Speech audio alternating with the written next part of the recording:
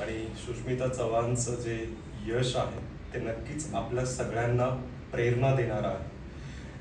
मराठवाड्यातल्या धाराशिवमधलं एका सर्वसामान्य शेतकरी कुटुंबातली ही मुलगी वयाच्या 27व्या-28व्या वर्षी जेव्हा सिलेक्शन होतं तेव्हा समाजाची, घराची किंवा अनेक गोष्टींची जबाबदारी तिच्या खांद्यावर असताना देखील प्रामाणिक मेहनत करत राहील. कुटुंबासाठी गरजेच्या वेळी पार्ट टाइम जॉब करून आणि स्वतःची स्वप्न त्या 2.5x3च्या त्या कंपार्टमेंटमध्ये घडवत राहील. PCMC करिअर फोरमची तू आपली विद्यार्थिनी आहे याचा अभिमान तर आम्हाला नक्कीच आहे.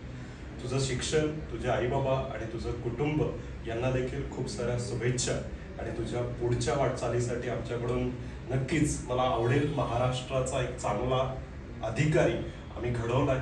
तो हिरा आम्हाला नक्कीच यापुढे पण भेटत राहावं. All the best. Thank you. Thank you.